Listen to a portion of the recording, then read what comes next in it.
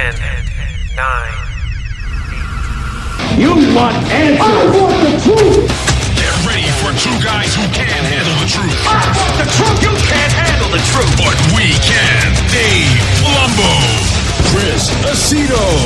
RxMuscle.com presents Heavy Muscle Radio. Watch out!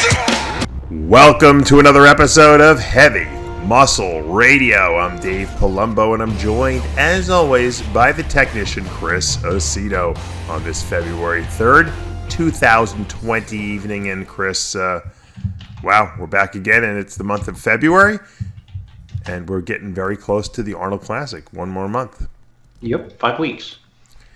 It's weird because, you know, now is crunch time, really. I mean, the guys really, we're starting to see some progress, photos being, trickled out. And if you don't look good at 4 weeks out, or whatever it is, it might be a little bit more, you're in trouble. I think a lot of guys are starting to say to themselves, holy shit, I better get my ass in gear. Yeah, well, you know what happens? Just like anything else. Yeah. 5 weeks comes quick. I mean, you're dieting 12 weeks. You go 12, 11, 10. You have a week that nothing happens, and another week where maybe, you make some progress, and then 3 other great weeks, and you find yourself behind. Yeah.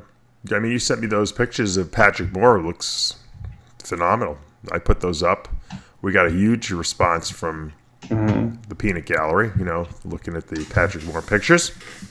What'd they say? Goodies, he said, eat muffin! Patrick Moore, eat muffin! That's what the Camel Crew feels that that's your only strength, right? Yeah. Eat the muffin. Say thank you. Give it out muffins. By the way, last week people loved the when we were talking about the weight gainers. That we were talking about. Remember we were talking about muscle? Oh yeah, of course. Was muscle mass? What was it? Muscle Mass 2000. Yeah, Muscle Mass 2000. It was really Muscle Mass. I think. Oh, you want to hear a good quote about? You know what, Dave? How many times do I call you Jay? All the time. Ask. I'm going to give you the answer, but you can ask Jay Cutler what he thinks of that product, because I can. Mega Mass 2000, but I don't know. I can tell you exactly what he's going to say. Jay, after you use Muscle Mass 2000, what's the next thing that you need to do? And he would tell you, brush your teeth. Because of the sugar. Yeah, from all the sugar. He used to say that when he was like 20. That he's got good teeth too. He would just say it like matter of factly. So I can't use that. I got to brush my teeth right after. You know what? You want to hear something funny? What did people like about the... Hold on, but you don't want to hear something funny? You talk about brushing your teeth. I would drink these shakes, Chris. They would never touch my teeth. I don't know if you believe me, but I would. Gulp it? Oh, I would pour the shake down. It never touched my teeth at all. It was only the back of my throat. What? Is that because you didn't want to have to brush your teeth? I didn't even think of it, but that's how I swallowed shakes. They went down in 30 seconds or less. But I mean, literally, I could take a whole blender and I could just pour it down my throat. And you know what? I'm not impressed. You should have been 400 pounds instead of 300 with all your eating. That's right. I tried. It just didn't work. But no, the truth, I mean, if people who, I see these guys drinking shakes, they think they're like milkshakes. If you do that, you'll never get these shakes down. You'll never finish it. It'll be the chore of a lifetime. The advantage of drinking a shake I'm not talking about when you're dieting. When you're dieting, you want to almost, you're like a connoisseur of shakes. You want to like savor every drop of it. But I'm talking in the off season. You're doing shakes basically because you can't eat 8 meals a day. It's impossible. Sure. So if you're doing 4 shakes a day, you want to get them down as quickly as possible so that your body doesn't even register it as food. Yeah. I mean? Yeah, it's an extra. It's an add-on. I don't even taste it. It doesn't, there's no taste. It's just filling my stomach up. That's all. And, a shake, because it's pretty much pre-digested, most of it, essentially, it just gets absorbed really quickly. So it's only in your stomach for like maybe 20 minutes. And that's the advantage that enables you to continue eating. If you were to try to eat meal after meal every hour and 20 minutes, or hour and 30 minutes, you couldn't do it because there's still food in the stomach from the last meal. That's why the shake is so great, and that's why these, even no one did 4,000 calories, but if you did even 1,000 calories of those shakes back in the day, you gained weight from it because you were able to force 1,000 calories down in one gulp, basically, and you can't do that with food. 1,000 calories of food, you'd want to explode. Listen, I'm laughing at I'm thinking back to like Joe Weider probably formulating the Mega Mass 2000. He's probably like, But, he once asked me to formulate some type of pre-workout cap, something. So I didn't know. Yeah. I didn't know. I said, well, you'd need like, this and you need that, you need this and you need that. And the formulator calls me and he says, Chris, we got a problem. I said, well, what is it? Expensive. Can't fit in the capsule. You got to take like 40 capsules for one dose for what you have here. Nobody asked me if it could get into 2 capsules. Just say, what would be the ideal thing? I said, you'd have this and that and that and this. But you make a very good point. And I'm glad you brought it up, because when I was formulating the Mineralize, which is my vitamin mineral formulation from Species Nutrition, I realized that there was the same problem. It was running into a 20 capsule serving size, and I'm like, can't be more than 10. I told the guy, I said, we got to get these things in 10 capsules so we can do 5 in the morning, 5 at night. No one's going to take more than that. I said, plus it's too expensive. So I had to I couldn't put certain ingredients in there that I wanted to, at least in the, but I would have loved to put CoQ10 and all the obscure stuff, but it added too much cost and there wasn't enough room in the capsules, really is what it amounted to. And the truth is that chelated minerals, which are minerals bound to amino acids, which we all know are the most absorbable minerals, take up more space in a capsule because you have to put more quantity in there. Mm-hmm. But it's worth it, because otherwise you can't absorb. Plus, I wanted to put like a ton of fruit and vegetable extracts in there as well, which I wound up putting. I had to settle for blueberries and lycopene from tomatoes, because once again, there's no space left, because those require more bulk, type of quantities. But that's the truth. Anyone who comes to me and says, when I ask them, what do you take vitamin wise, and they say I take a multivitamin, I say, well, how many? They're like, well, it's 1 pill a day. I'm like,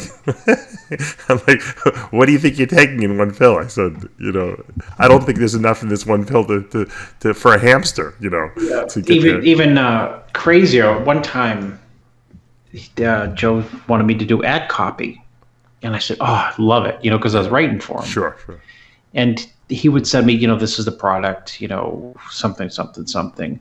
And I'd write the ad copy. And you know how when, with all this political stuff going on, they release the redacted version of what, Trump's emails are, and you see the words you only end up seeing the and him and her, because all the important stuff, they took a black marker and didn't want the public to see it, and they crossed it out. So I made this ad, and I'm like, Joe's going to go nuts. And Joe went nuts, literally, loved it. Right, but would you make too many claims? You made too many claims. It comes back from legal. Because Joe was in trouble at one time with the anabolic mega pack. I love that. I bought into that whole thing. He's like Blackman. Had the catchwords: anabolic mega pack. The whole thing was ingenious. It was great, yeah. So I would write things, and you couldn't even use the word grow in his ads. The lawyers were so scared. You couldn't use anabolic. You couldn't use positive nitrogen balance. You could not use enhanced. You can't make claims. You can't say improved recovery. No. So I get it back from Joe, and I say, I'll take it, Joe. I'll clean it up. And I would say things like, a lot of people say that they have better recovery. Couldn't use that. And then I just make up a guy. Dave Palumbo says he improved, his recovery from using it. Couldn't use that. Wow. And I said, I don't know what to tell you, Joe. You're just dead in the water. It was very frustrating. So you know what they would do? They just use pictures. They put Lee Haney on there. They put Rich Kaspari on there. They put Barry DeMay on there, right? And you bought the product. You don't have to even say anything. You just anabolic mega packs. The champions, used by the champions, right? That's how they sold it. Yeah. And now you can, you have No, that's how they sold it. What else do you need? My father, you said it to me once, and I never even realized. He goes, you know how they sell cars? He goes, every car ad, look at it. There's a beautiful woman in there. So every guy looks at the car and says, oh, if I get this car, I'm going to get that beautiful woman with it. They don't say it in the ad. He said, but that's what the suggestion is, and I never even thought of it that way. And I started looking at car ads differently after that. I realized He was right. He's right. He's Yeah. right. Well, you know what? There was this beautiful Porsche 911 Turbo driving around, and very rarely do I see a really nice car in Cape Coral. It was black, and it was like they had it like custom painted with like this like yellow outlining on all the angles of the car, and even the Porsche 911 set was in yellow.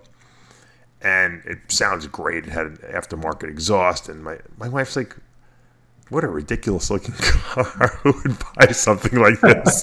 Who would want to drive this?" I'm like, I would take it in 2 seconds. I said, she's like, "It's so loud and obnoxious. It makes too much. It's too noisy. What?" I said, "That's what people want. It's a driving car. It's not. You don't go to you're not driving to Orlando." I said, "In this car with your kids." I said, you take it out, and she doesn't understand because she's not into cars. They go fast, but the Porsche people buy the car because they want to get the girl. Got to have a lot of power between your under your pants, so to speak.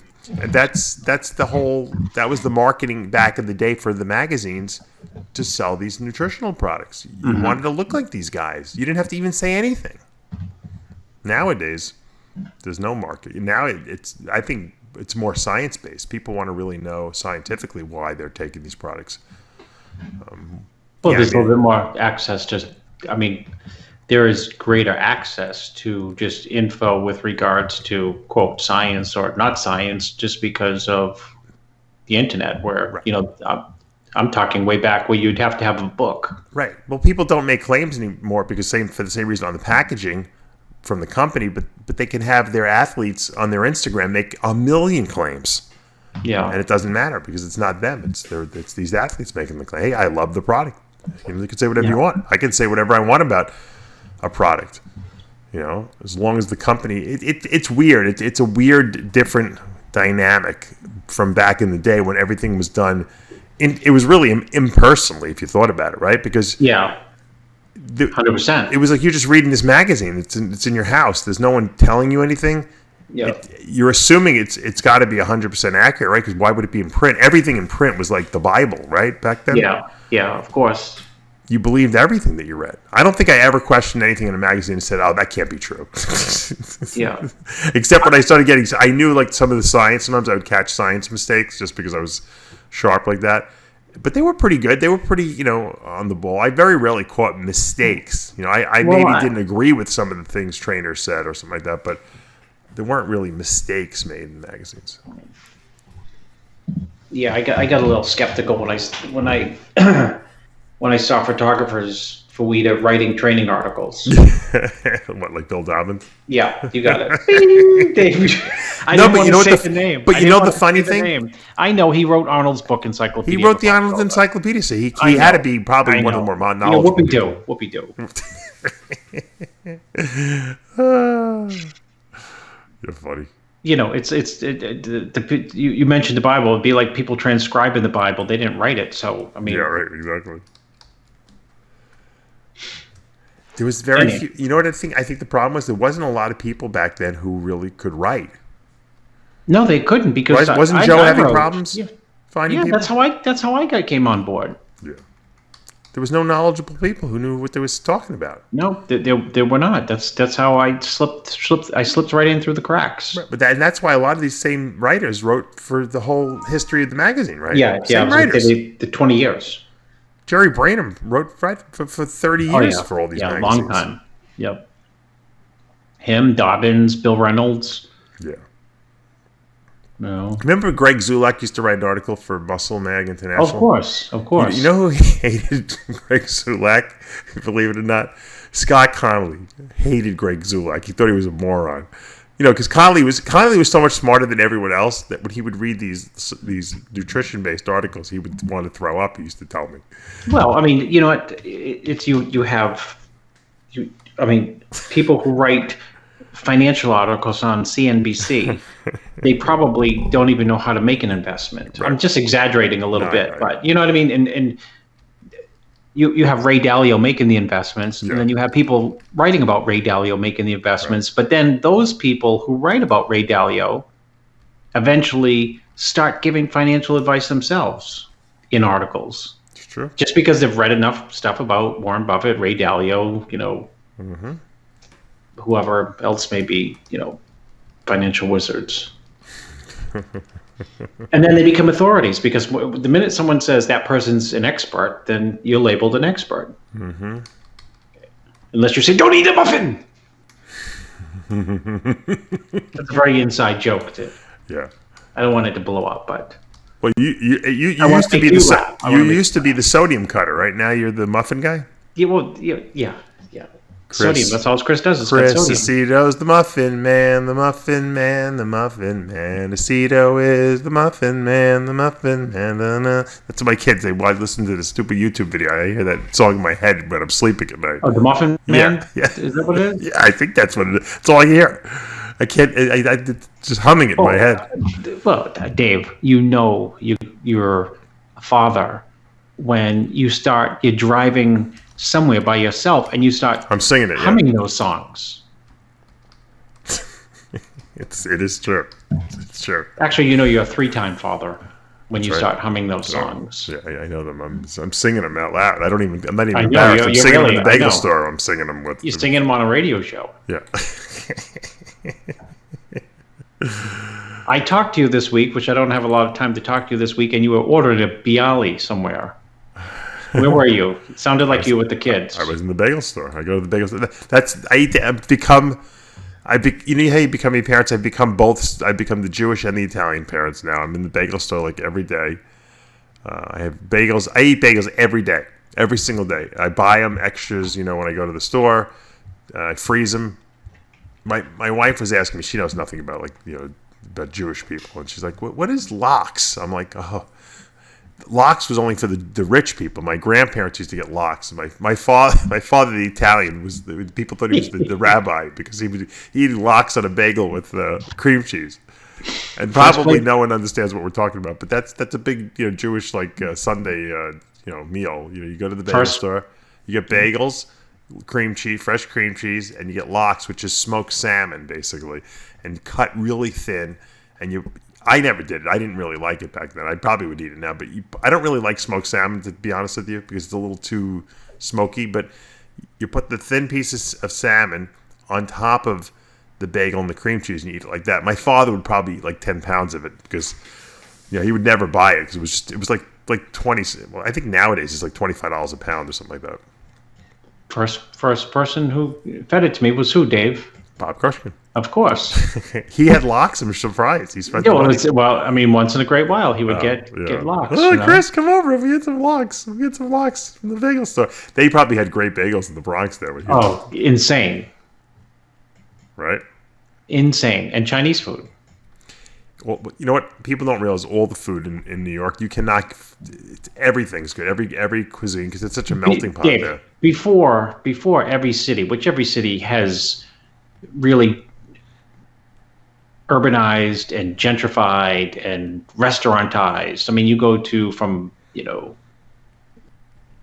any older city in the United States almost has 10 times the restaurants as it did 20 years ago. So that was like 25 years ago 30 years ago when I was hanging with Bob Gruskin heavily. And the places to eat in New York were insane.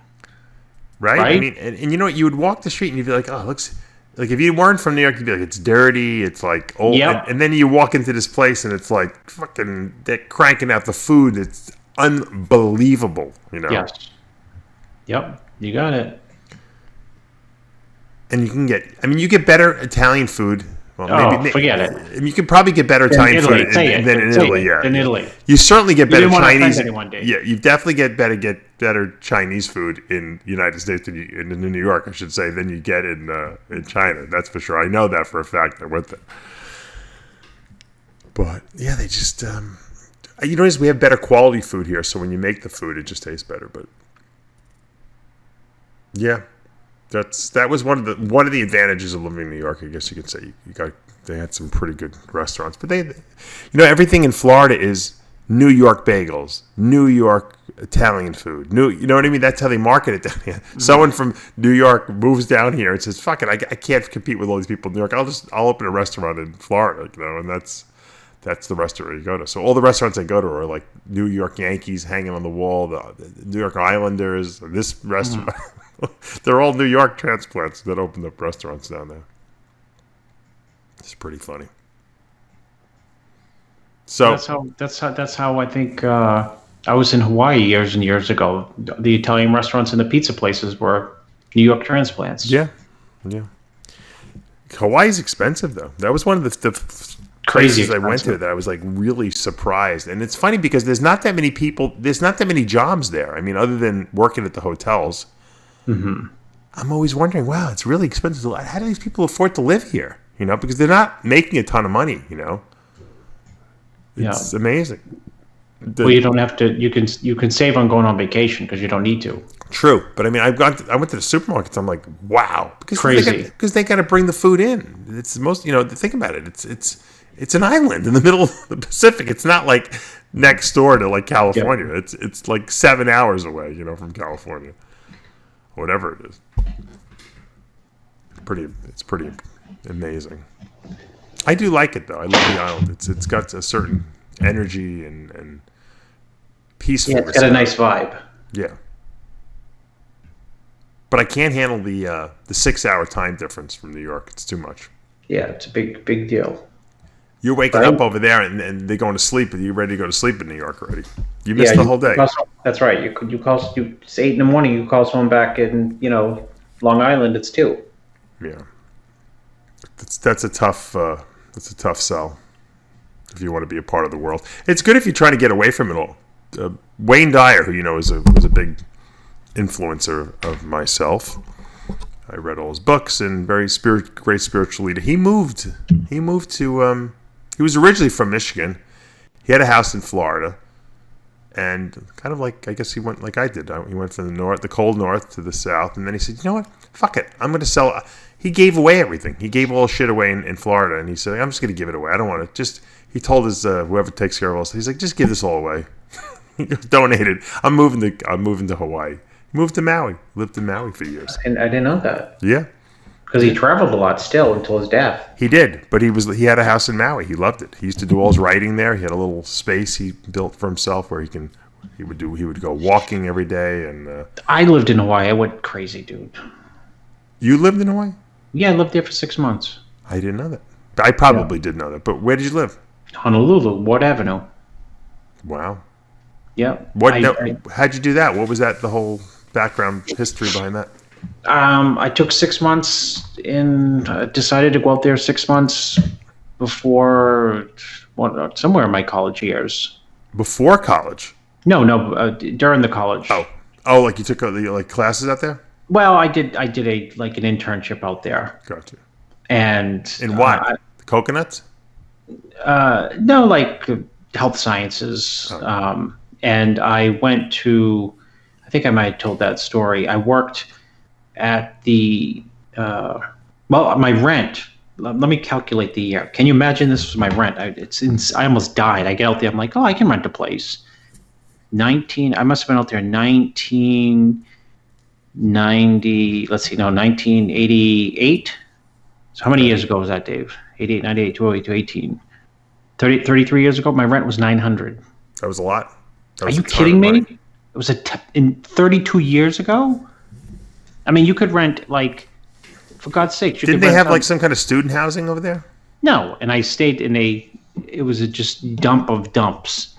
And my bedroom was, like, seriously, Dave, my bedroom was literally, the headboard was, like, 2.5 feet from the street where the cars drive by.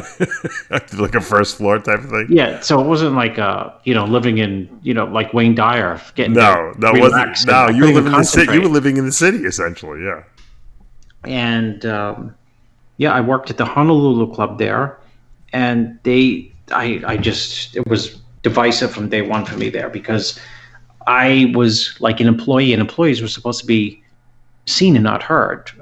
But not even seen. They're supposed to have, I didn't know this till much later, they had like a second entrance for us. Oh, really? What did you do there? I worked like developing, doing like fitness testing, EKG stuff. Can you imagine I used to know how to do that? For like, was it like a health club? Yeah, it was like it was like a social club, which means a money club, which is people get together and socialize and make business deals and real estate deals. You probably love that. Did you make any I love contacts? that. Yes, I love that. Of course, I made contacts in 2 seconds. Yeah. I absolutely, without trying, because I didn't want to make contacts, but I just happened to be there and met people and made contacts, and there were the real estate heavy duty movers and shakers of the island, heavy duty. And I met Arnold's, the guy in Arnold's book, Education of a Bodybuilder, who's in a picture with him flying on his private plane. Anyhow, so and we hung out a little bit, but those are the movers and the shakers. The people who were servicing the movers and the shakers, like me, weren't supposed to use the front entrance. Oh, wow. And I mean, Dave, on day one, I met the movers and just happened to like hit it. So I was like, and I started using the club like I'm a mover and a shaker. Yeah. Because people would say, "Hey, Chris, you want to go to lunch?" I'm like, "Yeah." And you go to lunch and be like, "Wow, it's like amazing lunch." You were allowed to do that? With someone. Okay. And so I would start coming through the front door, and like people would get pissed at coming through the front door. They'd say, "What are you doing?" I'm like, "What do you mean? What am I doing?" Go to lunch. I'm going to lunch. Or just to come to work. You can't come through this front door. I thought it was like a setup, like I'm on a punk show. Like, what do you mean? And I said, I'm going to be coming through this front door I will never come through the back door. Yeah. And other employees tried to report me, and that by like month one, I had already met and started training with this guy who had developed like enormous ginormous amounts of real estate with infinitesimal amount of political and financial pull. So I told him, let's say, Dave, they told me I can't use the front door. He said, Chris, just use the front door. I'll talk to everyone. That was it. That's great. That's awesome.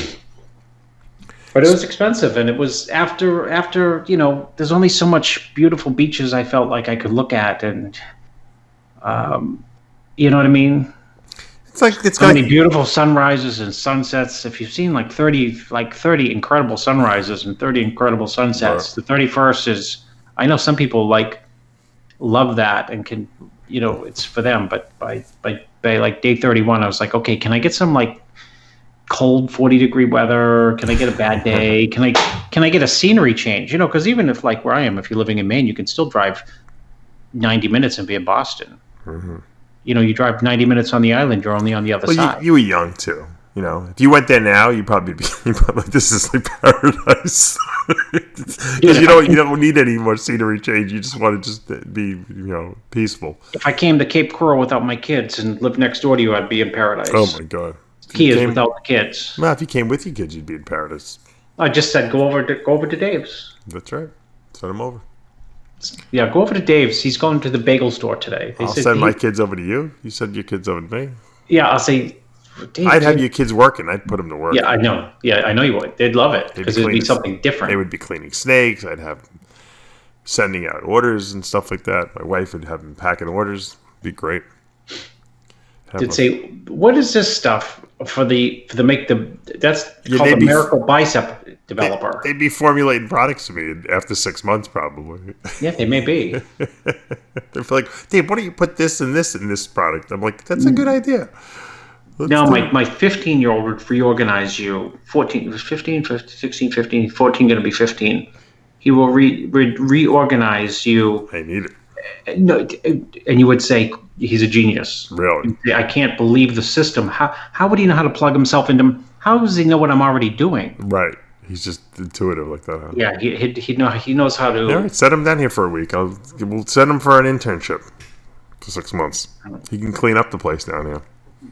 I always ask him, "What do you think?" You tell me. Because he usually gives me better advice than I could give myself. I can't wait till my kids get to that point where they're telling me what to do. Dad, you know what, Dad? Yeah. You're wasting your time. Then you don't have to think. then you don't have to think anymore. You don't have to waste time. That's why I say just tell me exactly what you think is best. Yeah. Most parents don't want their kids telling. I can't wait till my kids are going to tell me what the better way to do things are. I'm welcoming it because I need another brain in the mix sometimes just to give me new ideas.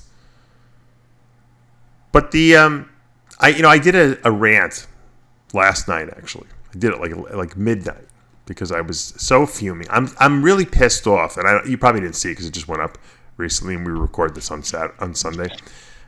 I'm pissed off, and I'm fed up with the people speculating all these YouTube channels about, is Sean Roden an IFBB pro? He didn't renew his pro card. He's not a pro. They may not give him back his pro card. I mean, what's going on here, Chris? I mean, what's wrong with people? Are they retarded? Somewhat. So I did this rant about basically explaining that, look, the guy's an IFBB pro, okay, as long as he wants to be an IFBB pro. The IFBB doesn't want him competing till after his trial's over. We kind of figured that out already. All right? We don't have to spell it out. They don't want him competing. They said, fucking settle your trial in April. And if the guy gets off, will we see him at the Olympia? That's another thing they're speculating at. Of course we will. Of course the guy wants to compete. He wants his title back. He'll be at the Olympia, and he'll probably win the Olympia in 2020. If he's freed. If he's found guilty, he's going to be in jail. Will he be an IFBB pro? Yeah, he'll still be an IFBB pro. Just be him in jail. You can't compete in an IFBB show if you're in jail. So the registration of the pro card is bullshit. All he's got to do is send in an application if he wanted to and pay the fucking $200 or whatever it is. Yeah. He can't compete because they don't want him to compete until after the trial. And you know what? Let him focus on that. It's coming up in a couple months anyway. And then all this will be a moot point. Okay? Should he have not been done the Olympic, whatever the case, you could have whatever ideas you want about it. They didn't let him do it. That's the end of the world. He didn't take away his pro card. Okay? They said settle your business and then come back. I mean, it's pretty obvious. We don't need Sean to make a statement about that. I don't need the IFBB to make a statement. It's inherent in what happened. We knew we wanted to do the Arnold and the Olympia. They didn't let him. Okay? End of story. What the fuck? What are these sites doing with all these conspiracy theories and trying to read into, is he going to be an IFBB? Who's doing it? Who's I'm not pointing. I'm not.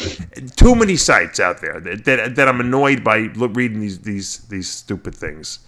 Yeah. And they'll pontificate on the subject for like 15 minutes Dave, straight. They don't know. In a lot of cases, I am bragging about the show now because we always, not only on Sean Roden, but we have generally when on these controversies, firsthand knowledge.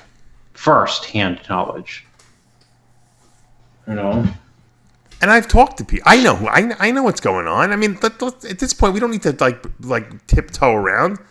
The IFBB doesn't want him doing these shows. I don't, whether you agree with it or not, it doesn't matter. They don't want him doing it. He's not doing it. After the trial's over, he'll do whatever he wants. I hope the guy is freed and he's goes back to his livelihood, what he loves to do. Hopefully, he learned his lesson and he won't get himself into situations like that again. Well, take a pause. I take, because I have a tough time when saying hopefully he learned his lesson because, the lesson, is as a celebrity, as he is, well, he is vulnerable. Dumb it down more. He's vulnerable. You don't have to be a celebrity. Are you kidding? Okay, your son's 19. You're going to... But you know what? Celebrities... Dumb it down. No. Because celebrities have... I'm going to say why.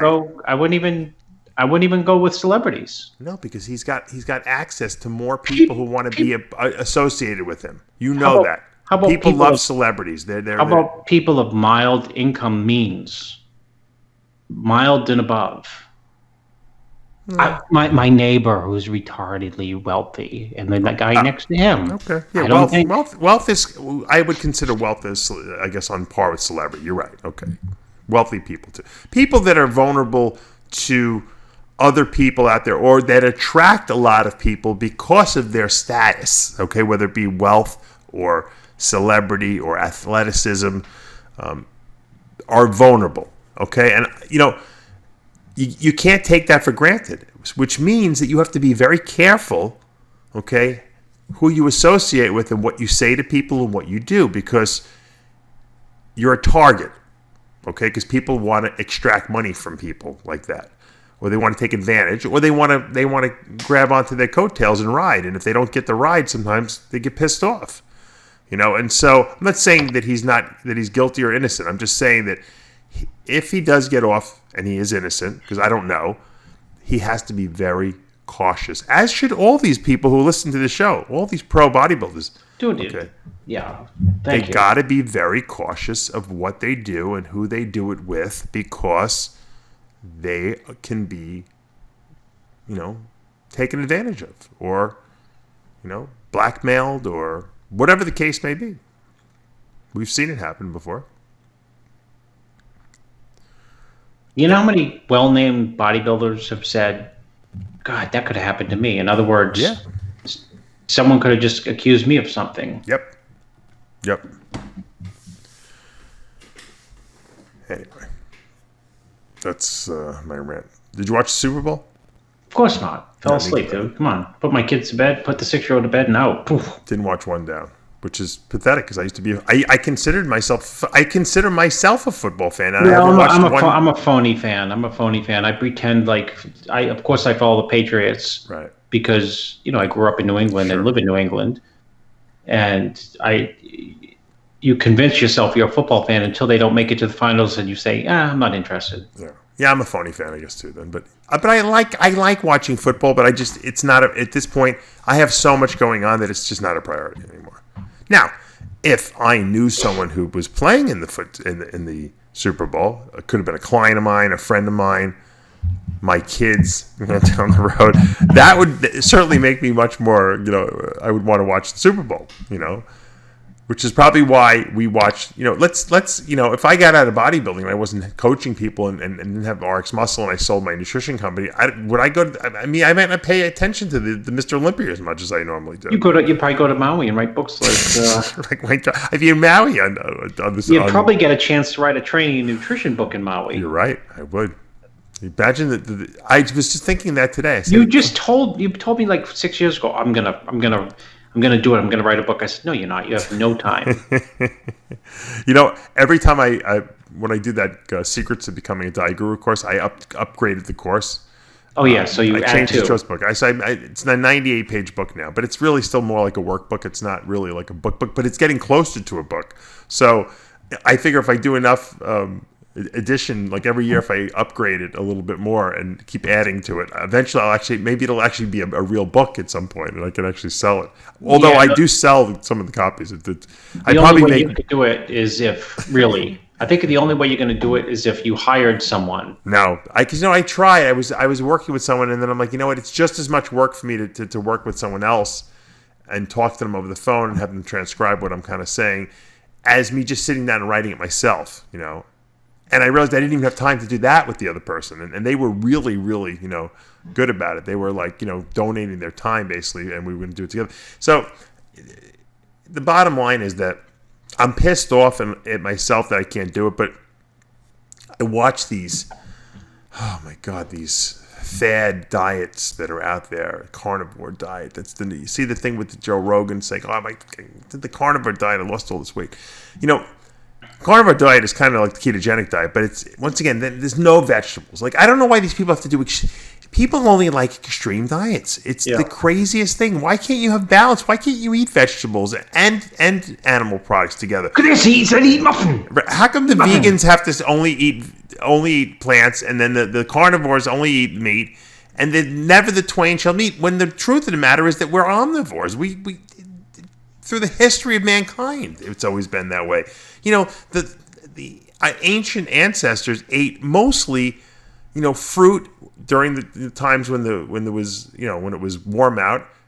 They ate roots from the ground, high fiber foods, grains. I don't know if they would. I guess eventually when they started farming, and then they would eat the occasional woolly mammoth they would kill, for protein. now we're eating boxed food, McDonald's, and Hot Pockets. There you go. So I just think that it's about balance, and I happen to be a big believer in lowering carbohydrates to burn fat. And I think it's the healthiest, most efficient way to burn fat. You can burn fat and lose body fat a million different ways, but I think that works the best.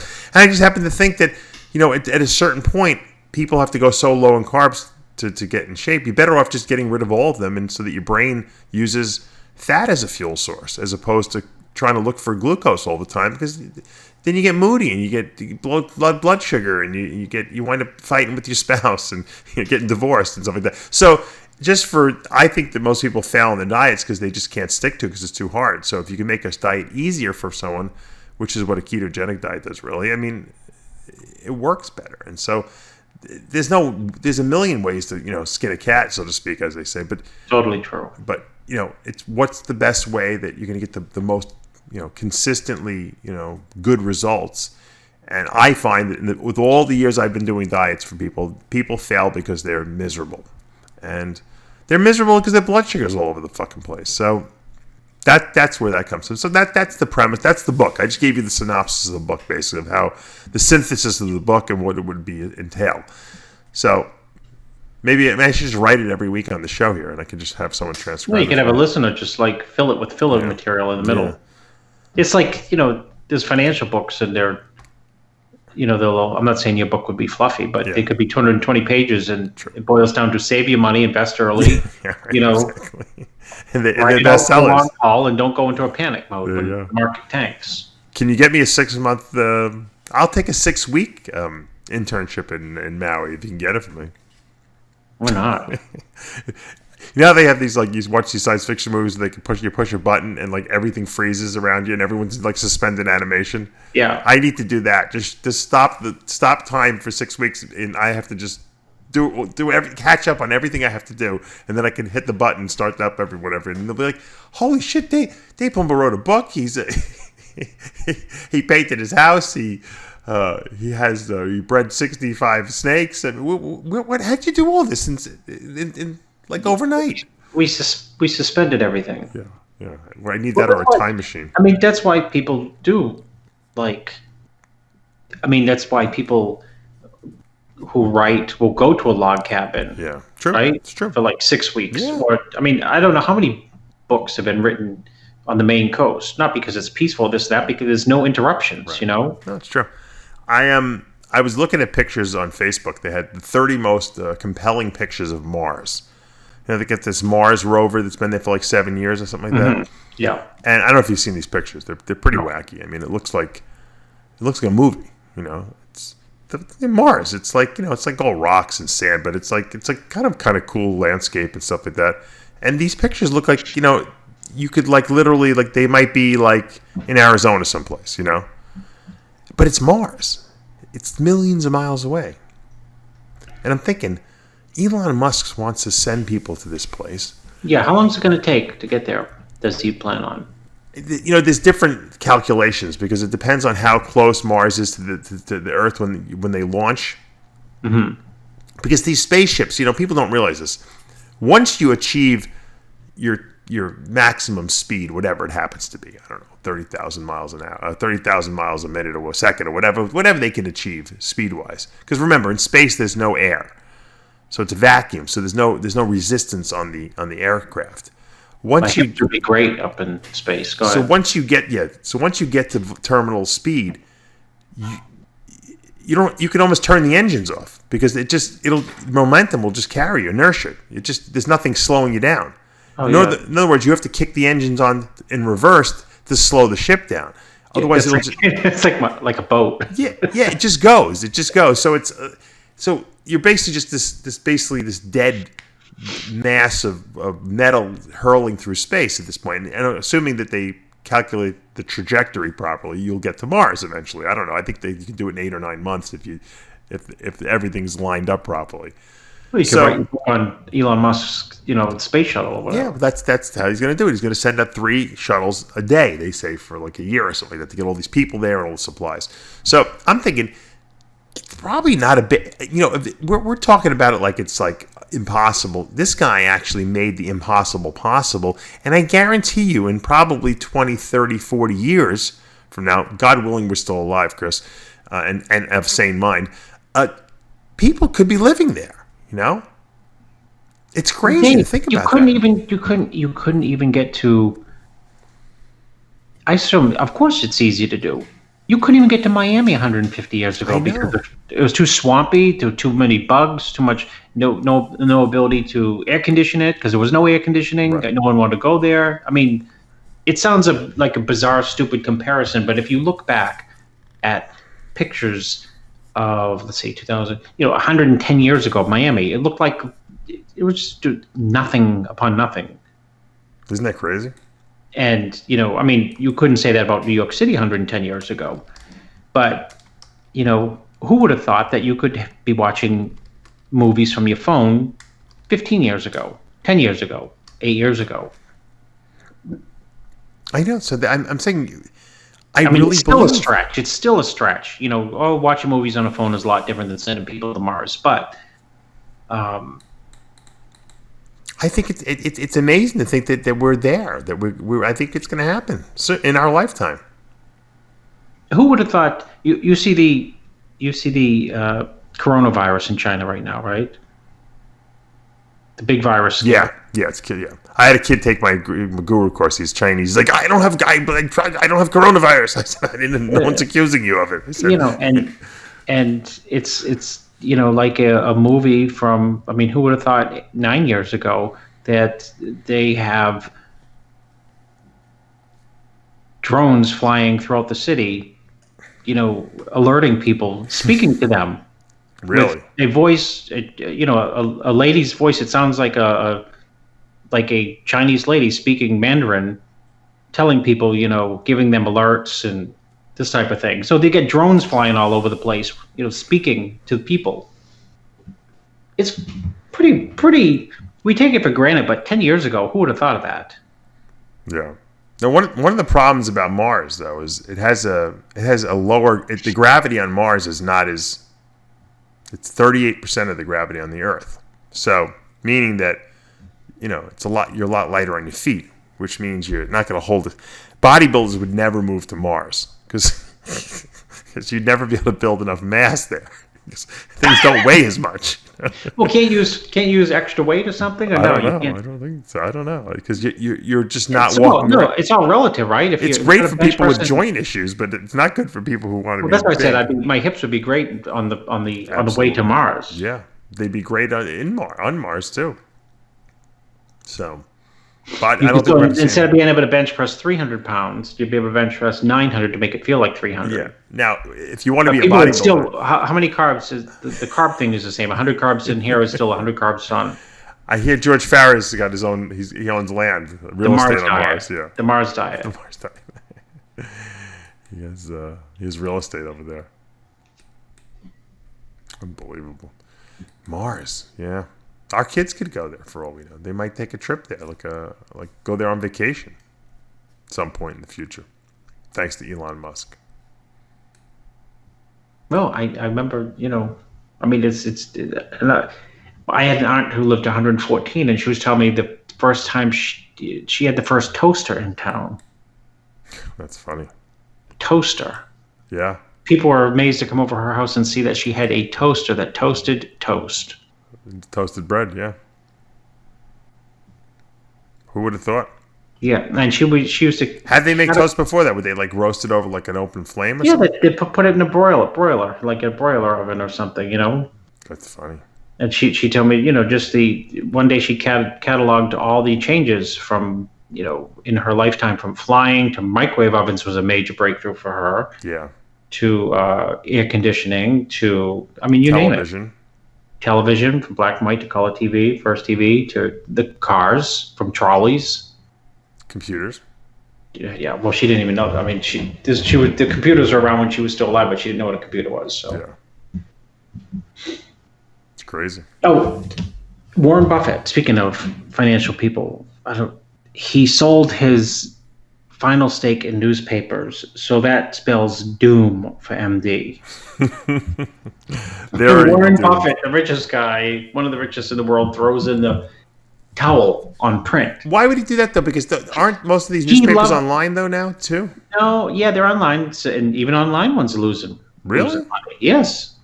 I still think though, if I want to get like a reputable source of like information, I would think you would still go to the New York Times or the Wall New Street York Journal. Times, Wall Street Journal, Washington Post. The great things about those is that they're universal now. In other words, before you'd have to to get a New York Times, you got to be in New York, right?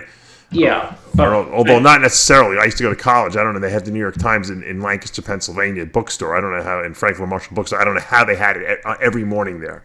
I used to have it delivered to my boat in 95, 96 in Fort Lauderdale, and I thought I was a big shot. Isn't that crazy to think about that? Chris, we would go down to the bookstore, and the fucking New York Times was there in the morning. Every fucking morning. I don't know how they did it. They printed it the night before. That's how they did it. But I'm just saying, it was crazy. I was so impressed that at Lancaster, Pennsylvania, Franklin and Marshall College bookstore had the New York Times. 4 hours away from New York. Crazy. I'm sure that they had them up in Harvard too. They probably had the New York Times up there and the Wall Street Journal. Those were two newspapers that were everywhere. Yeah. But now it's online. So I mean, you can read the New York Times if you're in China. Yeah, my point was the papers that he owned. I think he owned like the Buffalo blah blah blah News, and he owned larger cities newspapers, and those are the ones that are suffering, not the New York Times, but like right, because they're not at the level of the New York Times yet. That no one wants. Miami Herald. Right. People aren't reading the Miami Herald like they used to be reading the Miami Herald. They're still reading the New York Times, but they're not reading the Miami Herald. Crazy. Like for Long Island, it was like Long Island Newsday. We used to get Newsday every day. You ever see that? There's an interesting clip I think I saw on. Maybe I saw it on Instagram or something. Hold on. Warren made money on this. I'm looking it up right now. Did he? Buffett sold, and Berkshire Hathaway, which is his company, sold its newspapers to Lee Enterprises for $140 million. Maybe Blackman could have Warren Buffett sell MD for him. It's crazy. Partner with him. $140 million doesn't sound like too bad a deal. What would people buy newspapers for now? I don't know. That's what the first thing I thought is, who would buy it? If you're the odd thing is, if you are buying something from, quote, the smartest investor in the last 30 years, wouldn't you say, I wonder if I'm the sucker on this end? If the guy you want to be buying what he's buying, not buying what he's selling. Right? Yeah. Find out what he's buying if he's the best, not what he's selling. I think people still will look, even if they go online. I think if I live in Cape Coral, people will still go to the Cape Coral newspaper to see what's going on. Yeah. You want to read the police report in Cape Coral, see if you know anyone. He sold the Omaha World Herald, Winston-Salem Journal from North Carolina, Greensboro, also North Carolina, News and Record, the Press of Atlantic City, the Tulsa World from Tulsa, Oklahoma, the Florence Morning News from South Carolina, the Eagle in Bryan College Station, Texas, the Waco Tribune Herald, and the Richmond, Virginia Times Dispatch. I thought he owned the Buffalo newspaper. I don't see anyone on that list. Maybe he kept that one. I don't know. Maybe he sold it before. It's crazy. It's crazy. I didn't even know they owned all those newspapers. And they're all local papers. It's kind of interesting. Well, I think he thought, I read years ago that he thought the local interest in those smaller markets would always be a niche. You know what I mean? Mm-hmm. Like people in those smaller communities compared to a big city would want to know what's going on and always be buying the local paper. Right. Yeah. You would think so. It makes sense. But who knows?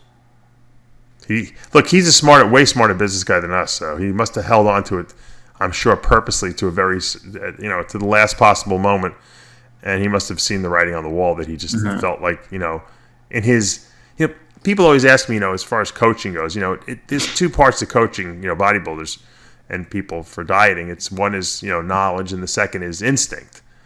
you know, and that instinct is only gotten through experiencing being a coach, right? Well, I think Buffett has got so much knowledge, but he's got so good instincts. Like his instincts will tell him, instincts. Sell this, sell that, buy this, buy that, and the timing of it is always impeccable too. It's like he just knows. Yeah, you know that you can't teach someone that. No, that's just that's learned behavior. I just changed a diet for someone, and he said, "Why did you change it? I want to learn something." You'll know this person. I'll tell you off here. Okay. And I said, you won't learn anything from me because it's all 100% instinct. I said, I have no idea, and I'm not embarrassed to tell you why. I have no idea why I told you to change the diet. I guess I saw something. How's that? You know what the funny thing is though, because I do the same thing. Instinctually, I'll do it, but I'll quantify it. I'll figure out an explanation because I have to, in my head, decide, because I have a lot of clients that ask a lot of questions. And I'm like, well, this is why I did it. But he said, you didn't do this last year. I'm like, but every year your body changes. And I have to go with what I feel. I see a pattern developing. And so I'm trying to, follow that pattern. And it's hard to explain to people because, like you said, there is a certain degree of just like knowing what to do at the right time. It's just, you just know. Okay, you know what? This is not working. I got to do this. But why? You didn't do this last year? Well, you know what? Don't worry about it. And I'll come up with an explanation at all times because I think it's important that people know why I tell them to do that things. But you're right. It's hard sometimes to explain instincts to people because that's a component of coaching that you cannot quantify.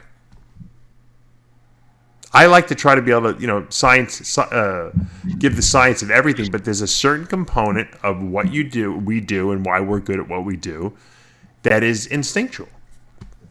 And is developed. You can apply that to anything. Yeah, it's true. And sometimes your instincts are wrong.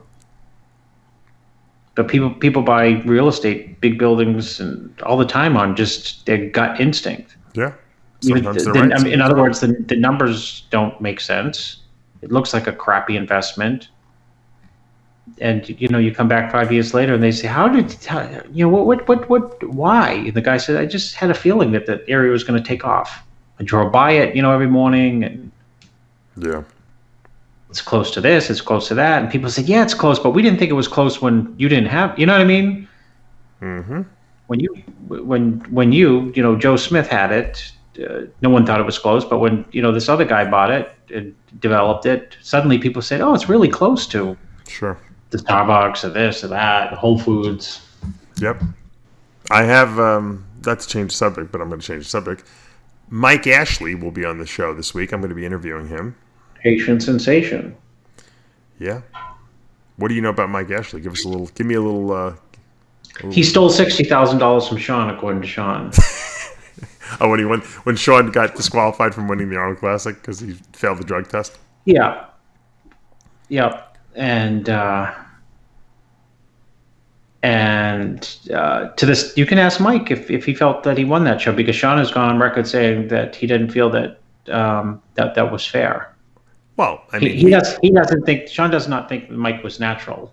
Well, he passed the drug test. They didn't say you had to be natural. They said you had to pass the drug test. No, I'll give you another one. Yeah. I'll give you another one. Mike swore he's for years. I'm going to tell. Who do you think told me before anyone knew who Mike Ashley was, who was going to be one of the best bodybuilders ever, and he was 100% natural? Take a guess. Who told you this? I'm sure you'll guess if you just don't pressurize yourself. Oh. I'm trying to think. Who could it possibly be? Not Bob. Yes. Really? Bob knew Mike Ashley? Yes, Mike was from Connecticut. I thought he was from Long Island, actually, because he's. Maybe he was from Long Island. I think Connecticut, but ask him. And Bob told me he used to trade it. I think my friends. What was the name of that gym they had in Elms, right in the Queens border there? It was a big. Ask Mike about Bob. Yeah. They were friends.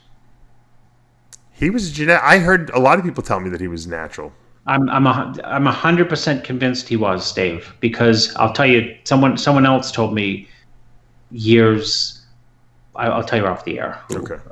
But so Bob was at first, and I had to be like 16, 17. I mean, you're talking 83. Mm-hmm. And then once he came onto the scene, someone else told me, and he passed multiple tests, and the person who told me was phoning up the test every which way possible, and I think got caught originally, but they said Mike was the genetic marvel of our time. He was amazing. I mean, what was the year that he won the Arnold? 1990. They decided they were going to drug test. They were drug testing, and Sean failed. Who else failed that year? There was another guy who failed that show too. Did Samir fail that year? Or? Was it Samir? I think it was Samir and Sean. Maybe Samir, yeah. And Samir probably claims that someone tainted his water or something like that, poisoned his water. But yeah, Sean failed it, and Mike Ashley was second. He wound up winning the Arnold Classic that year and getting the prize money. Mike Christian was second that year. Yep. Unbelievable. I'm surprised, I see Robbie Robinson was fourth in that line. I'm surprised that Robbie didn't win that year because Robbie was probably almost natural anyway, Yeah, Mike looked tremendous that year. I mean, Sean looked tremendous. No, Samir was, the DQs were Samir Bannout, Nimrod King, and Ralph Moeller and Sean Ray failed. Tests. 4 failures. That's right. Ralph Moeller was in Gladiator, if people remember. He's good friends with Arnold. Samir was Mr. Olympia, obviously. Nimrod King was a great bodybuilder, too. Yeah, he was a freak. He was the original 19-year-old freak. I got to say, Sean must have been pissed because, he was young then, and he was, a relatively new pro, and that was a big paycheck that, he lost. Jay would have sued. Jay would have got his money. He would have been the samples weren't handled properly. Well, that's why when that happened with Jay that they stopped all the drug testing after that too. No. Well, after that, Sean forever hated Jay for a decade. So. Well, when Jay got tested, they were doing diuretic testing only.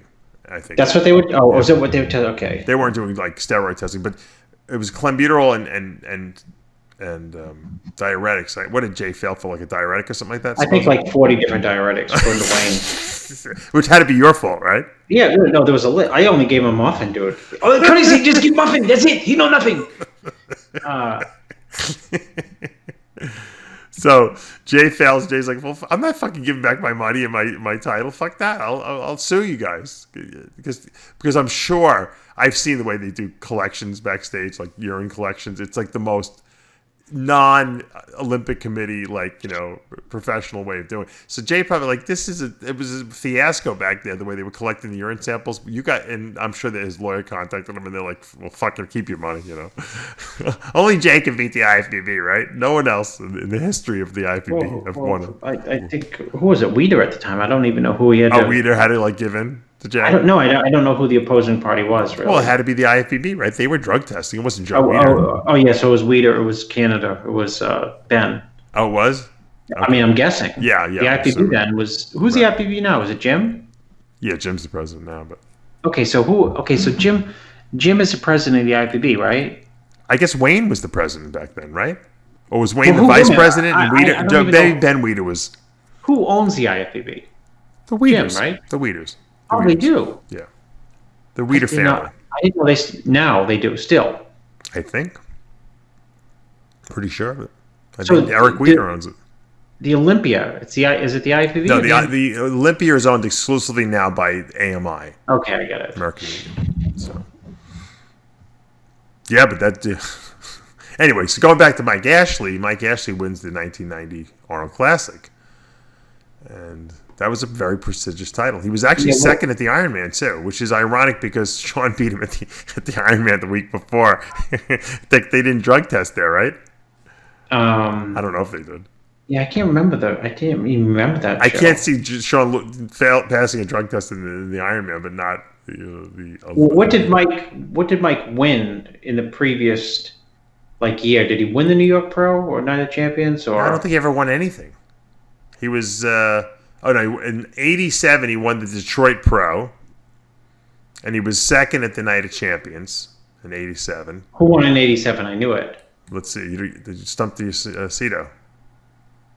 Gary Stridham. Gary Stridham. Stridham was first, Ashley second, Ron Love third, John Natashak fourth, Robbie Robinson fifth, Shane DeMora sixth. Was he 20? I think he was 20. Yeah, Shane probably Demora. 20 years old, probably. Yeah. You got Shane Demora 20, Nimrod King 20. Holy shit. Right, Nimrod King we just talked about. He Yeah. flunked the drug test. What was he, 21 by the time he got to the Arnold? I don't know. It's a good question. But, yeah, Mike had a good year in 87, 88. He did like 400 shows. I think he was as high as 4th at Niagara Falls. And then in 90, he didn't compete in 89. I don't know. Maybe got hurt or something. 90 wins the Arnold Classic. And was 2nd at the Ironman. 2nd at Pittsburgh Pro. Behind Samir. Did you know Samir won in 1990 the Pittsburgh Pro? I did know that. Yeah, he looked good at that show. That's impressive. That he was got the 7 electrolyte. years after his Olympia win, The electrolyte balance was... He nailed it. Yeah, the electrolytes. He got his sodium down perfectly. Samir's best line ever, which I've copied and stolen, is... And he said this dead serious to me. You know what my problem is, Chris? Is my physique is like the stock market. I said, what do you mean like the stock market? The stock market opens at 1,000, you have money in the stock market, and you look at it, and you have $1,000, and you have then it's up by noon, it's up, and then 1 o'clock it's down, 3 o'clock it's up, 4 o'clock it's down. He said, my physique is all over the place. I have 10 different looks in one day, just like the stock market. Because he's such a lunatic. But 10 different looks in one day, just like the stock market. it's a good analogy. I like it. I have a stock market physique. There you go. 1986, the year I graduated from high school. Mike Ashley won the World Amateur Championships light heavyweight class. Crazy peeled. That's how he got his pro card. And that was drug tested. So I'll tell you another one I know 100% sure, another Haitian. And you ask him, 100% sure, all natural. who? John Pierre, whoever he won the World Championships with. John Yes. Pierre Guillaume? I Dave, don't he was even know. 100%. I don't know how I pulled that name out of a hat, but I just remember reading it in a magazine. I wasn't even looking, to be honest with you. Now I'm looking. I'm going to Google his physique. What is his name? 86 World Amateur Championships was won by Ralph Moeller, the heavyweight. Mike Ashley won the light heavyweight. Yeah. Paul Jean Guillaume won the middleweight. How do you spell it? Guillaume. I don't know. It's one of these French. It's a very French sounding name. Paul, what's his middle name? Paul Jean. Yeah. Okay, now here comes up the Google already. Yeah, look at that physique, dude. Freak, right? Unbelievably crazy. 100% natural. I know it for sure. What do you weigh? He was a 170? middleweight. We had to be 176, right? At that show. Dude, look at possibly one of the better front double biceps in history. You know who won the bantamweight at this show? I didn't even know he was a bantamweight. Steve Brisbois. Oh yeah.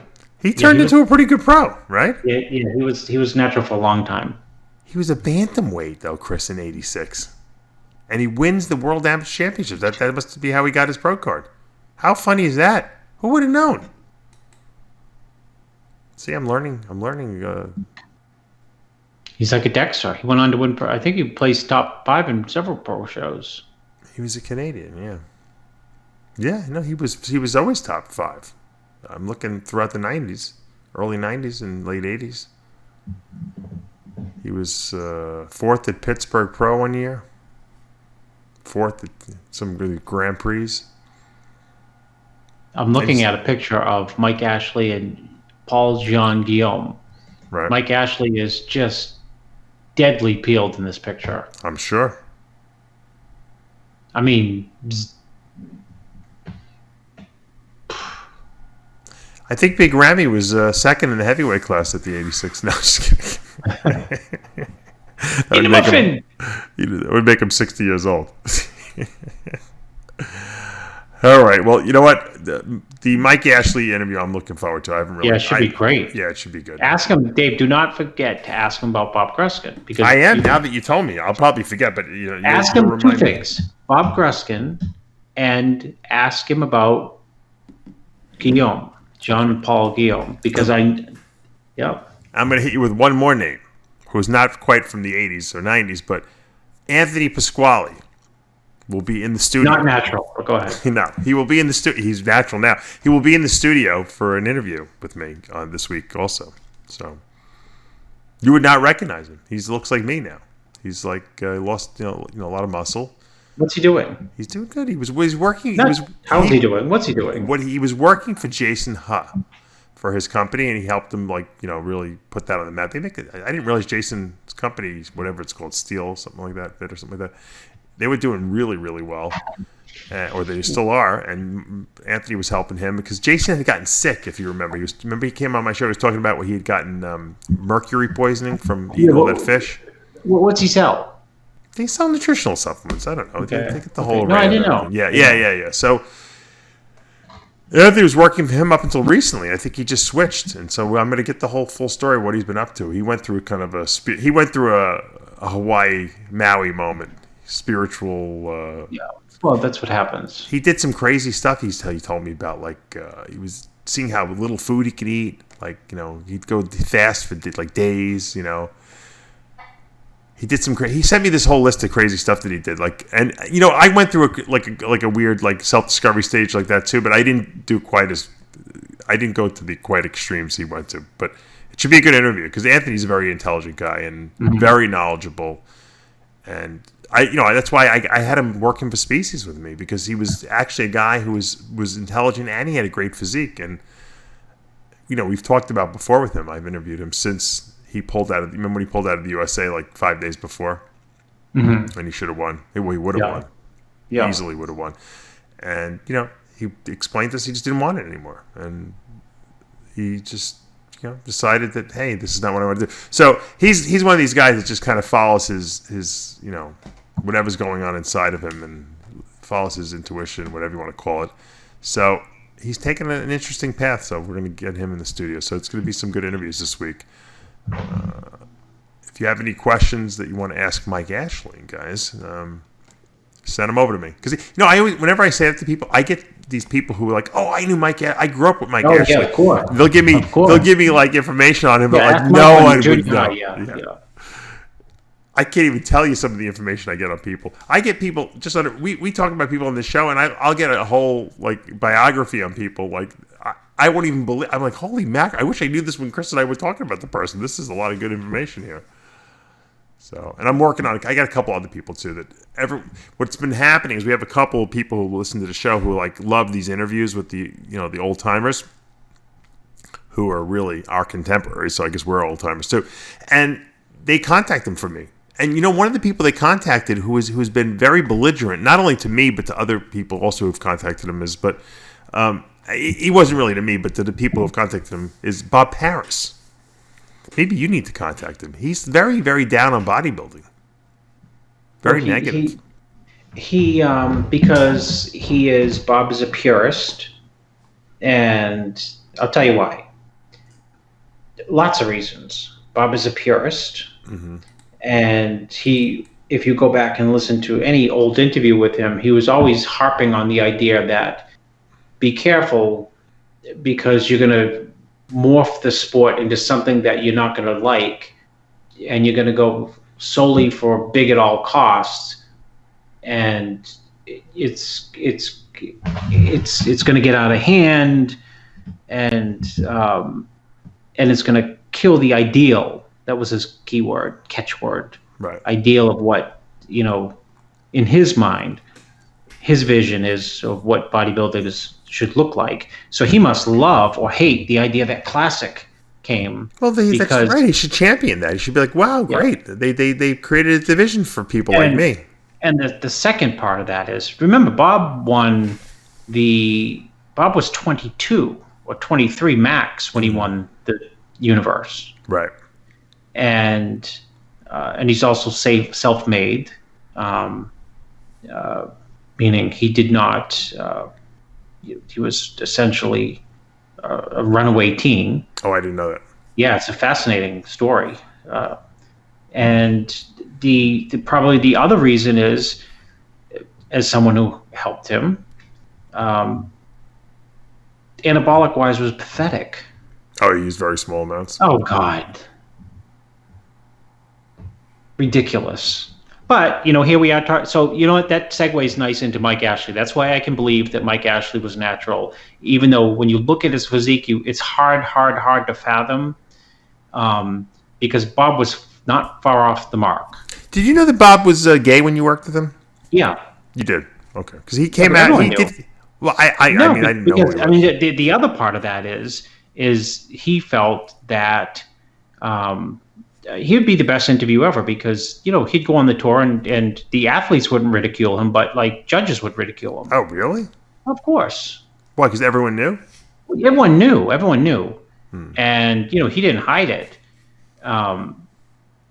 But he felt like there were some judges that held it against him. You probably were. He would have he'd be the best interviewer of all time because he also brought it up with Joe. He told me he brought it up with Joe. Forcefully. What about the physiques getting out of hand? No, about like that he was victimized because he was gay. Yeah. But Joe would like put him on the cover, so he had a good relationship with Joe because I was gonna say this guy was on more covers than anyone. That's right. Well, because Joe could kill us, but so Joe long knew as he you could sold sell magazines, right? Yeah. Put him on the cover. Yeah, I would, to be honest, Who do you want to put him on the cover with? You want to put him on the cover with Dave, Jay, or no? Put him on with the girls. Yeah, but you know what? I'd rather be on a cover of a magazine, on 20 covers than be Mr. Olympia. The guy was like super popular. I think he just. It sounds like he was just like you said, like a little soured by the whole process. You know what the problem is? People have an ideal of what something should be in their own mind, and that's fine. Because that's what I respect about Cedric. He believes bodybuilding should be a certain look, and he tries to always stick to that ideal in his head. Just because he feels that way doesn't mean that, in other words, the sport can change and evolve and become different things, and that doesn't mean it's bad. It just is what it is in that time frame. Things change and evolve all the time. The size of ties get wider and narrower, right, every 10 years, and it doesn't make them bad or good. It just means that's what's in style at the time. And, sometimes you come around the wrong time frame, to compete. But Dave, one of the best quotes, I can hear it in my head from Bob, was that I can't do Bob's voice. You can do voices great. It's very low pitched and he would, he has perfect pronunciation of each word. And he would say that you don't want a caricature of a bodybuilder developing. Isn't that amazing? A caricature. In other words, like something cartoonish looking, yeah. Yeah, like cartoonish. Like Big Ramy. He'd think Big Ramy was cartoonish. No, I know, but not necessarily Big Ramy. But there's people who are a collection of body parts who never did good in bodybuilding anyway. Mm-hmm. Just massive freaks. Right. But they'd place over, that judges would mark them down maybe for not having balance, symmetry, and flow, but they'd still beat people with like balance, symmetry, yeah. So, and he would always use the term unrecognizable that was another catchword that he would say. You don't want to develop the physique into something down the road that is unrecognizable from the ideal. And then he'd refer back to Arnold and, that was before anyone even thought about classic or stuff like that. Sure. Well, look, he was right in the sense that there was a need and a desire to retain that beauty of bodybuilding, and that's why they created classic bodybuilding. But there's also a desire to see big freaks. Yeah. Just like there's 40 different divisions for women now. You could ideally say, well, they should just be figure. That's the ideal, right? Well, no. People want to be muscular, so there's women's bodybuilding, and people want to pose but look like figure competitors, kind of, and that's women's physique. And there's girls that want to just shake their booty up there and not be too hard, and that's bikini. And then there's girls that want to have big asses, and so they made wellness for that. There's a division for everyone nowadays. Well, in the men's bodybuilding division, the open division, the lowest common denominator is that we want to be freaked out as a fan. Yeah. And so it crowds out the need to have balance. You know what I mean? Like Well, now you have two categories, so you can go whatever your body, because not everyone's body fits in one or the other. So he should be happy with that. I would think he would say, "Wow, I was right." The need for that. Well, that's what I said. He may be the best interview ever. He may say, though, I don't like the weight restrictions. Oh, he'd definitely say that, because I've said that. I've said I said that with, what I told someone the other day, and you can Google this, and I believe this. One of I think the best classic physique I have seen, someone I coached in the last 3 years, was Henry Pierre Ono when he won the Tampa. Not when he was fourth at the Olympia, which he was technically tied for third at the Olympia 2 years ago. Right. He was 243. And he's like 6'2" or whatever, 243. So he went to Tampa and he was 243. And he was on the height thing. He was on the edge. And I think really they gave it to him. They said, okay, whatever. Whatever. Someone told him, don't you dare show up at the Olympia 243. You have to drop down to whatever, it's a half a centimeter. He's literally centimeters. Mm-hmm. They said, we won't let you do the show because we have to be fair, and the rules and the height and the rules and that. So he had to drop down to 233. So he sucked down 10 pounds of 100% pure muscle. I'm sure. And he ended up tied for third, ended up fourth at that Olympia. Mm-hmm. Having said that, I've said, if you're classic, you're classic. I mean, that's just, everyone would say that's a classic physique from that Tampa Pro. And Bob would definitely say he hates the man-made limitations. He would question who came up with those. If you want truly classic, then you let classic evolve into what it is, and you can't put numbers on what classic looks like. He would think the judges should limit what classic is by how they reward, who wins and doesn't win, right? He may go as far as, I don't know, it'd be a great interview. He may go as far as wanting new judges on the classic panel versus, right? Maybe he should spearhead that whole movement. He would probably, how can, there's art connoisseurs who are experts in one type of art. They might not know anything about a different type of art. Right. So how can a guy who's judging, that's what his thought process may or may not be. If someone's judging the freaks in the open. I'd love to see what would Nasser's impression of Bob Paris be. He's a homosexual. First thing would be homosexual. To try to denigrate, to try to knock him down a few rungs right off the bat. Yeah, right. So that anything that he says in the future couldn't be accepted in Nasser's brain because, right? He's small. He's a phony. He has a phony smile, and I know for a fact that the way he speaks is not really the way he speaks, but he tries to sound intelligent. Yeah. If he is really smart like I am, and he can speak 8 languages, he would not have to try to right. Yeah, so he'd have him knock down 25 rungs in 30 seconds. Not that. Hey, but listen, not that. I mean, we know people who use a ton of anabolics and still can't gain any muscle. But I will go on record to say that Bob took less in a week than Nasser would do in a day. I'm sure. Maybe. Maybe Bob's listening to this. If he is, Bob, give me a call, man. Let's just get you on the show. You'd have to do it live because there'd be too much for him to say because he's seen it all. Yeah. And the good thing is maybe we should get you on with the interview because you had personal experiences with him too. Listen, I remember not personal experiences. Yeah. I mean, when I thought that I did the first. You're gay. What didn't you? George Farrar called you gay? slept with Bob Paris. You're gay. I saw Bob Paris and you in Montreal in 1987. Are you gay? Remember he kept asking you that? I said, "Are you a cop?" Yeah. Are you gay? So Bob did the Montreal Pro Show, Dave, and there were like 50 people in the audience. I'm not exaggerating. Right. Whoever had it, it was the greatest dud in the history of promotion. Mm-hmm. And 50 people, and probably the nicest place to have a bodybuilding show I've ever been in. Right. And Bob demolished that show, and they gave him third. Oh. And that was the first thing after the show. The first thing. What would cross your mind? The first thing.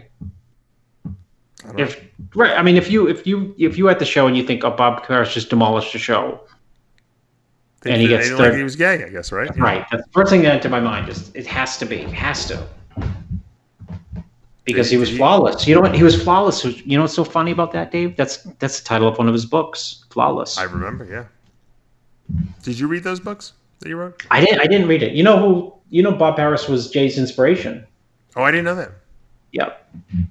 Yeah, he it's funny. Yeah, ask Jay what physique you admired, when you first started. Bob would probably think Jay was an abomination, right? Well, you want to laugh even more? How it comes full circle? No. I lost contact with Bob. I mean, I haven't contacted him in years and years and years. But I told Bob, like everyone else, right? Teenager Jay, he's going to be Mr. Olympia. So I tell Bob, Mark, he's going to be Mr. Olympia, right? Yeah. So, and Bob's aware of things, meaning you tell him something and he's like a Jay, he remembers everything. And 2001 Mr. Olympia, after prejudging, it's like a fog all of a sudden, because I'm thinking, wow, that's the first time they just came in the Mr. Olympia history. They just called two people out, Jay and Ronnie. Mm-hmm. And I'm thinking, Jay just won the show. Yeah. I'm going by the crowd's reaction, right, Right. I'm thinking it in my mind, but then I'm thinking by the crowd's reaction. First person to walk up to me who hadn't been to a bodybuilding show in like years was Bob. Oh, really? He was there? Yeah, and he said, "You were right." And I said, "About what?" "About Jay." I said, "What are you talking about?" He said, "You told me when he was a teenager that he was going to be Mr. Olympia." You remembered that. That's funny. And he remembered that. Interesting. That's funny. I'll ask him if he remembers Reach that. out. See, have you tried to get him on the show? I didn't personally reach out to him, but I had a few people, and he said some negative things about me or something like that, because I don't think he really knew who I was. He probably Googled me, and he was like, who knows? He was just, it was like a very negative response. I was surprised. I was reading it was like on his Instagram. He was arguing with some guy, because some guy was like trying to just be really, he just wanted to see me interview Bob, this guy. Yeah. I don't even know the guy, other than he just reached out to me. And Bob was like really negative about the whole situation. And it was like, I don't know. I mean, I don't know. I've never said two words to Bob Paris. I don't think I ever met him in person. Yeah, so, he'd be a great interview. Be a tremendous. That's like a. You should reach out to him. I think 2 to 3 hour. Why don't you Instagram him? I will. I'll send him tonight. Because you guys had a good relationship. See what he says. All right. You know what? We went over. For two people who have nothing to talk about and no bodybuilding to report on, somehow we managed to talk for an hour and a half. Don't forget to ask Mike Ashley about Bob Gruskin and John, whatever the guy, Guillaume. Yeah, I'm gonna. All right, guys. Hopefully you are having a very good winter. Keeping warm if you're in the north, and if you're in the south, like I am, enjoying the warm weather. It was 75 degrees today, so can't get much better than that. Hopefully you guys didn't lose too much money on the Super Bowl. Chris and I lost nothing because we didn't even watch the game. How pathetic are we with our families now? We're like family men. No, I also want to wish Aaron Singerman a happy 40th birthday. I didn't go to he was invited me, but I just couldn't go. I got kids. Where was it? In Vegas or something? No, in Boca. They had a birthday party for my 40th birthday. I got the full report from Mike Popkin. I'll call Aaron during the weekend. Yeah. I'll get the Mike O'Hearn come. No. Oh, wrong person. I heard it was a really great time they had there. So congratulations to Aaron on turning 40. My wife turns 40 this year. I don't know if I'm supposed to say 40. That. Yeah, they're all about the same. 1980. They're all born.